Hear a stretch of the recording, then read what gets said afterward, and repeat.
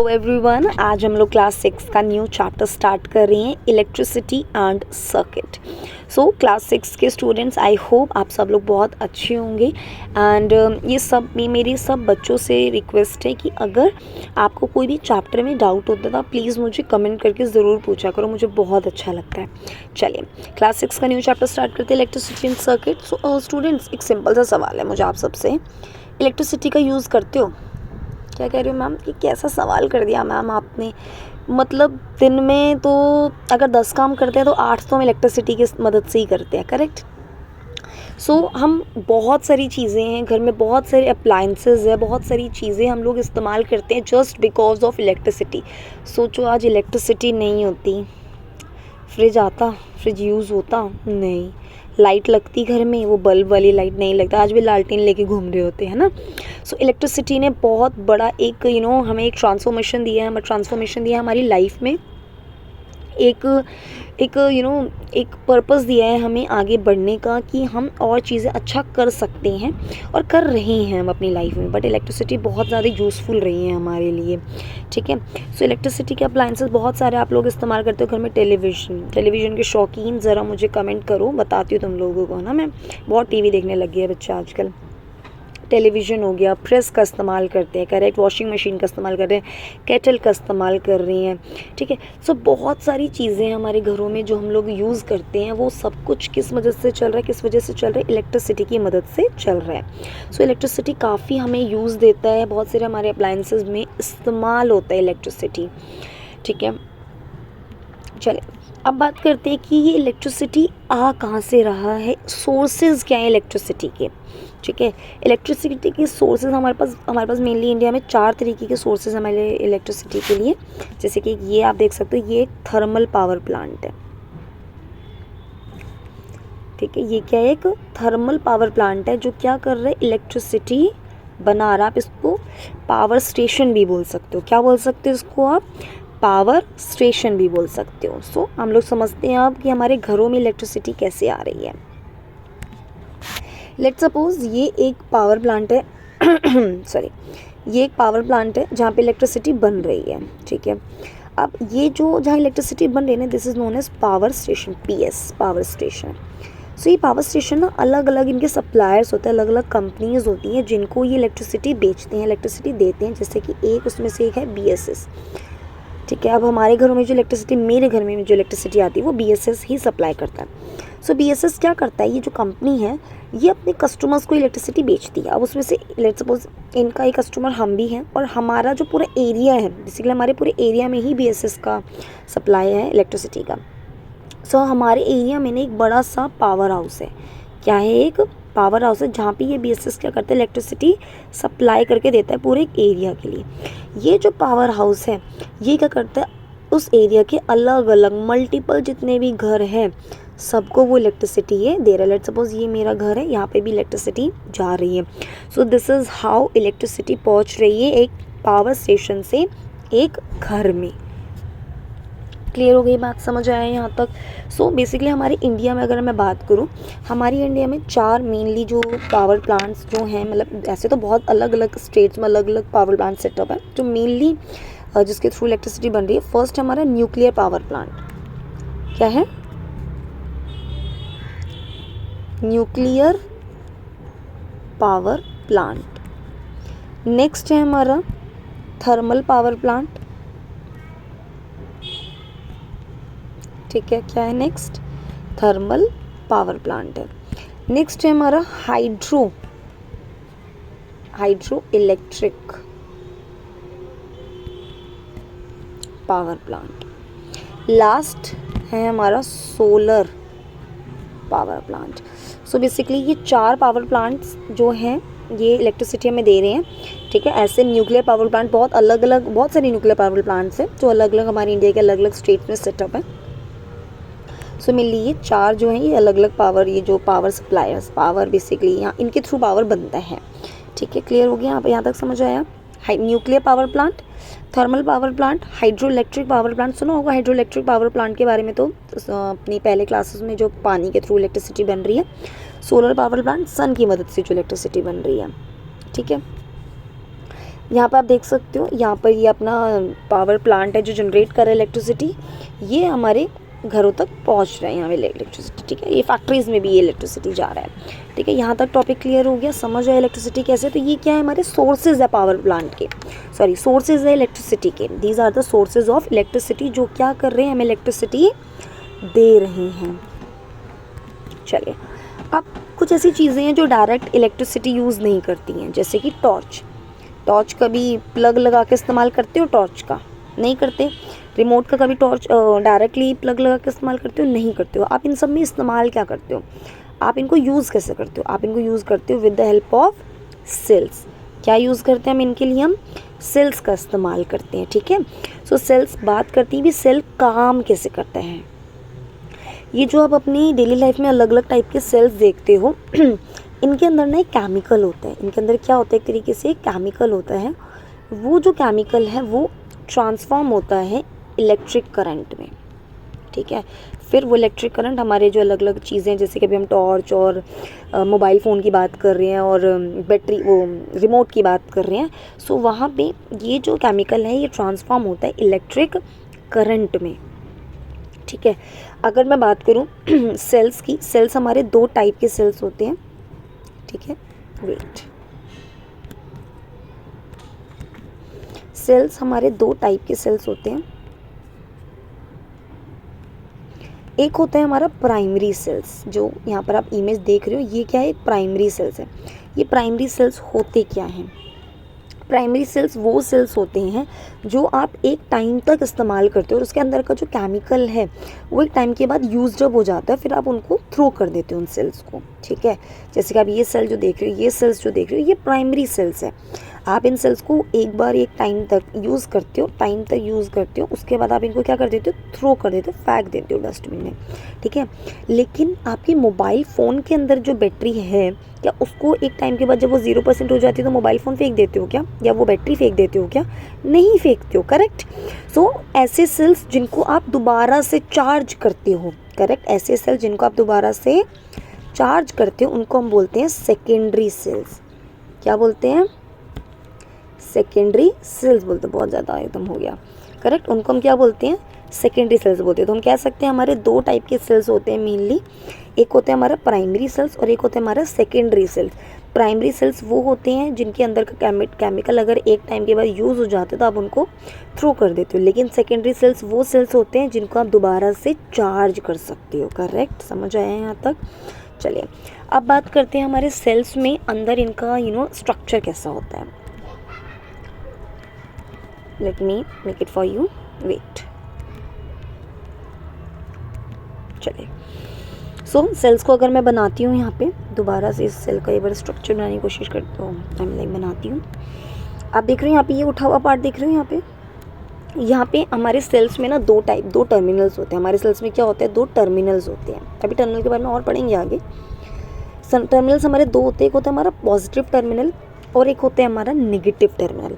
जो हमारे सेल का ऊपर वाला उठा हुआ हिस्सा होता है ना, वहाँ पे हमारा पॉजिटिव टर्मिनल होता है, और जो सेल का जो नीचे वाला जो हिस्सा आप यहाँ पे देख रहे हो, यहाँ पे क्या होता है, आपका नेगेटिव टर्मिनल होता है। क्या होता है यहाँ पे? नेगेटिव टर्मिनल होता है। अब हमारे सेल के अंदर यहाँ पे एक रॉड होती है जिसको बोलते हैं हम कार्बन रॉड। क्या बोलते हैं इसको? हम कार्बन रॉड बोलते हैं, ठीक है, कार्बन रॉड। ये जो कार्बन रॉड होती है, ये इसके अंदर बेसिकली वो केमिकल होता है जिसको हम इस्तेमाल, जो हमारा सेल इस्तेमाल करता है, सेल्स इस्तेमाल करते हैं इलेक्ट्रिक करंट बनाने के लिए।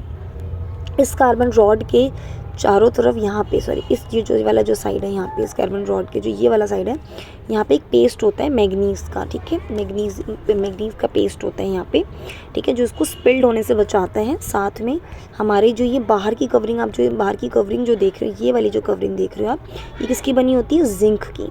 किसकी बनी होती है? जिंक की ये कवरिंग बनी होती है।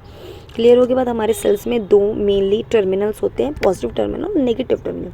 यहाँ के अभी समझेंगे और ज़्यादा अच्छे से टर्मिनल्स कैसे काम कर रहे हैं, क्यों टर्मिनल्स बनाए गए हैं, करेक्ट। चलिए आगे चलते हैं। आप देख सकते हैं यहाँ पे मैंने पूरा स्ट्रक्चर बनाया हुआ, ये शायद मैंने कुछ ज़्यादा हायर क्लासेस के अकॉर्डिंग ले लिया है पिक्चर। सो ये एक पॉजिटिव टर्मिनल हो गया, एक नेगेटिव टर्मिनल हो गया। अंदर ये हमारी क्या है, ये कार्बन रॉड होती है। बाहर की जो कवरिंग है दैट इज़ ऑफ जिंक। ठीक है, चलिए अब चलते हैं, हमारा एक और स्ट्रक्चर हमें समझना है, दैट इज़ बल्ब का स्ट्रक्चर हमें समझना है। ठीक है, बल्ब को आप देख सकते हो, ये आपका बल्ब है।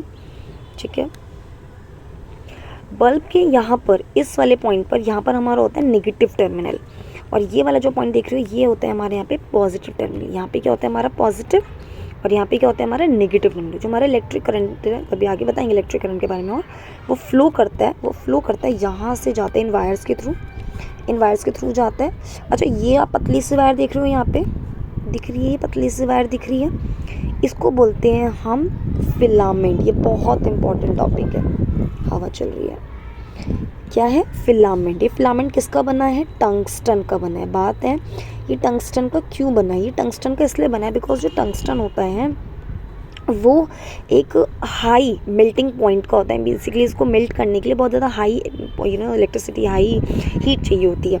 हम जब 7th क्लास में जाएंगे ना, तब हमें पता लगेगा एक बात कि जो इलेक्ट्रिसिटी होती है ना, वो हीट भी प्रोड्यूस करती है। ठीक है, सो हीट प्रोड्यूस करने की वजह से, और ये जो फिलामेंट मैंने आपको बताया था, यही वो जो लाइट है यहीं पर प्रोड्यूस होती है बेसिकली वो लाइट। ठीक है, यहाँ पे जो वो लाइट है ना, वो साथ में हीट भी देता है। अगर सोचो ये जो पतली सी रॉड है, अगर ये बहुत ज़्यादा हीट की वजह से पिघल गई, कुछ हो गया, तो हमारा तो बल्ब बहुत जल्दी ख़राब हो जाएगा।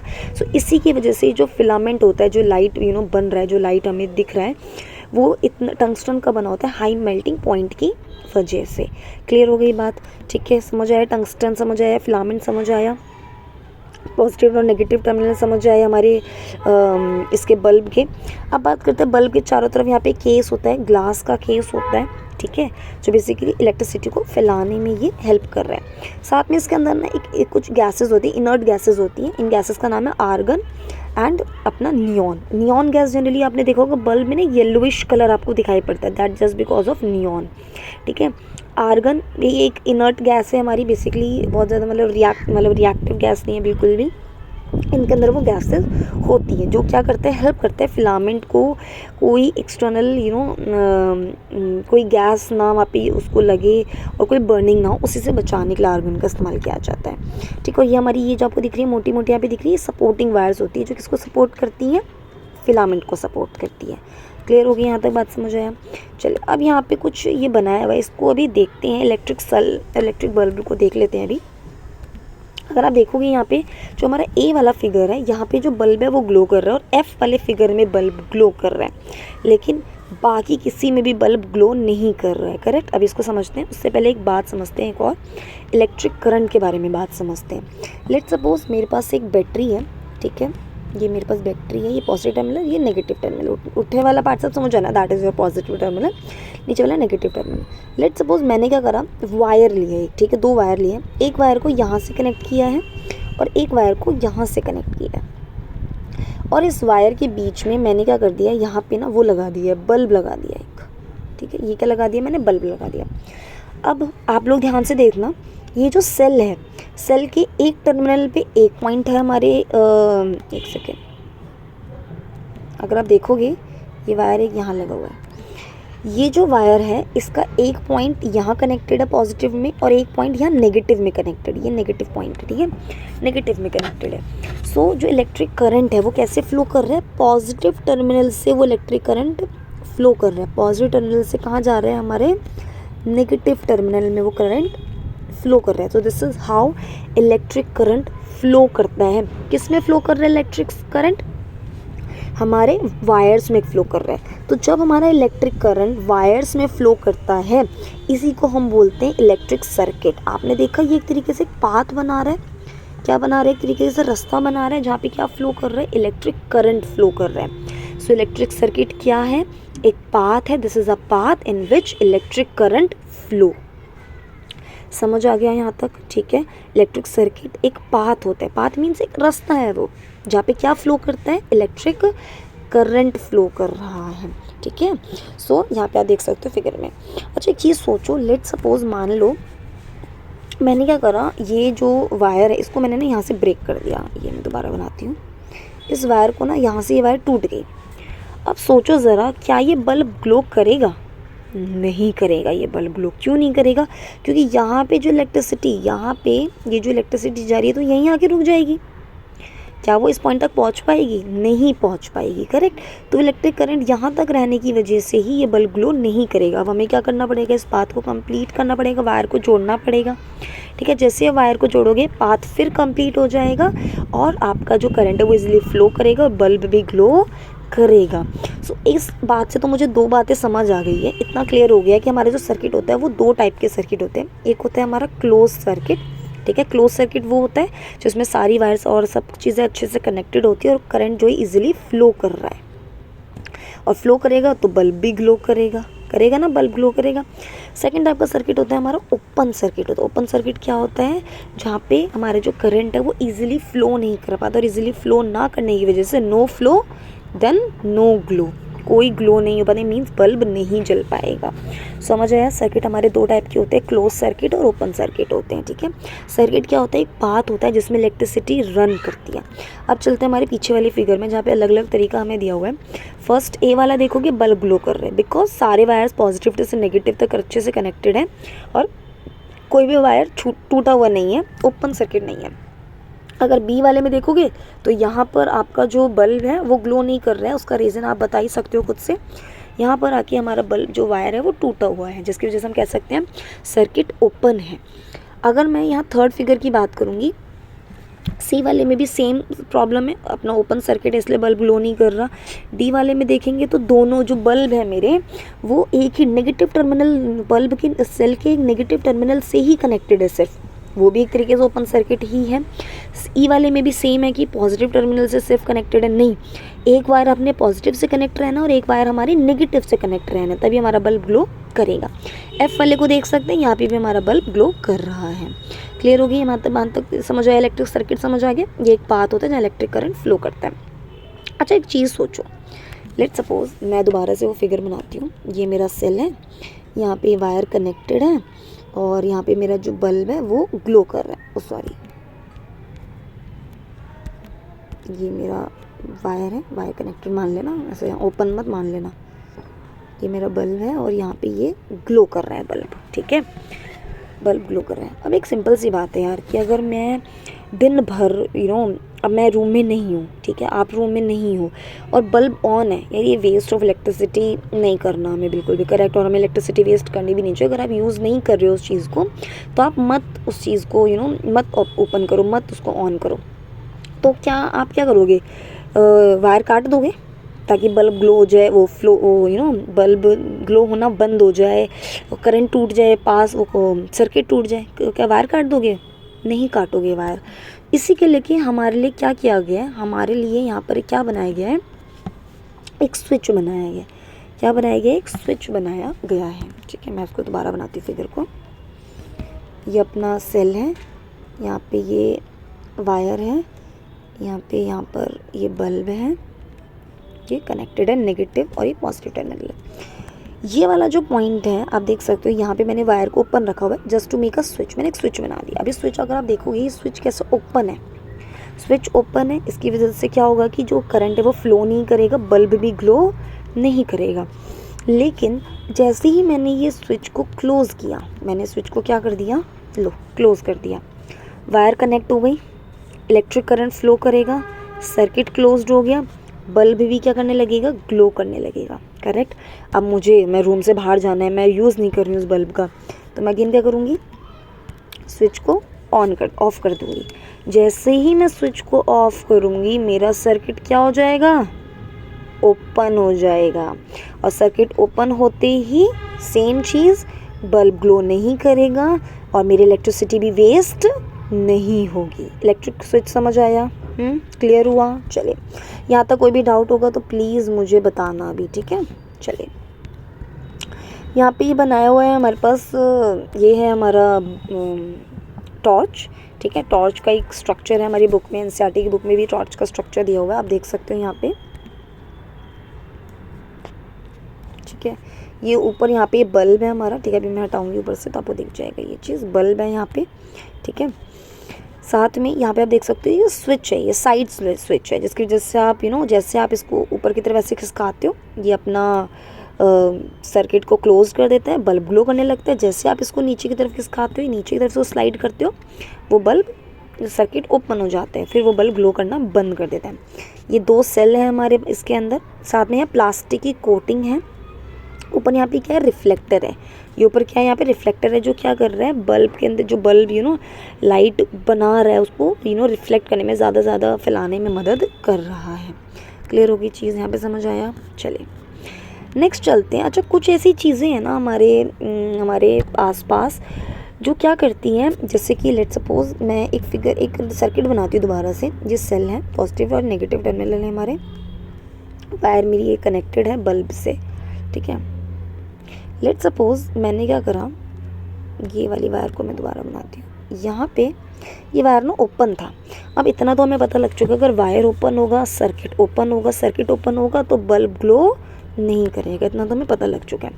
सोचो अगर मैंने ये जो वायर है इसके बीच में मैंने क्या करा, एक वुडन का पीस रख दिया, एक लकड़ी का पीस रख दिया। व्हाट डू यू थिंक कि उसमें से इलेक्ट्रिसिटी पास होगी? चलो मुझे कमेंट में अभी वीडियो को रोककर मुझे बताओ कि अगर वुडन ब्लॉक होगा तो इलेक्ट्रिक करंट पास होगा या नहीं होगा। लेकिन अगर मैंने सोचो यहाँ पे वुडन ब्लॉक की जगह एक आयरन का टुकड़ा रख दिया, तब बताओ, अब बताओ कि इलेक्ट्रिसिटी पास होगी या नहीं होगी। फिर वीडियो को रोको, पॉज करो, मुझे कमेंट करके बताओ, ठीक है। चलिए मैं पहले अगर वुडन ब्लॉक की बात करूँ तो जब मैंने एक वुडन ब्लॉक रखा था ना, वुड रखा था, तब ना इलेक्ट्रिसिटी फ्लो नहीं होगा। लेकिन जब मैंने आयरन का टुकड़ा रखा तो इलेक्ट्रिक करंट फ्लो होगा, सर्किट क्लोज्ड हो जाएगा। आयरन का टुकड़ा रखते, आयरन क्लिप रखते, सर्किट क्लोज्ड हो जाएगा और अपना बल्ब ग्लो करने लगेगा। ऐसा क्यों? बिकॉज आयरन, या अभी और एग्जांपल्स भी बताऊंगी इसकी, ये ऐसी चीज़ें हैं जिनके अंदर ना जो इलेक्ट्रॉन्स है वो इजीली फ्लो करते हैं। इलेक्ट्रॉन्स क्या करते हैं, इजीली फ्लो करते हैं, जिसकी वजह से जो इलेक्ट्रिक करंट है वो भी फ्लो कर लेता है। लेकिन वुड जैसी ऐसी चीज़ें जिनके अंदर इलेक्ट्रॉन्स फ्लो नहीं करते, जिसकी वजह से ये चीज़ें कभी भी इलेक्ट्रिक करंट को फ्लो नहीं करा सकती, इसलिए इनको यूज़ नहीं किया जाता वायर्स के कभी भी बीच में, आप कह सकते हो, ठीक है। इतना तो हम समझ गए हैं कि ऐसी चीज़ें जो इलेक्ट्रिक करंट फ्लो करवा सकती हैं, ऐसी चीज़ें जो इलेक्ट्रिक करंट फ्लो करा सकती हैं, उनको हम क्या बोलते हैं, कंडक्टर्स।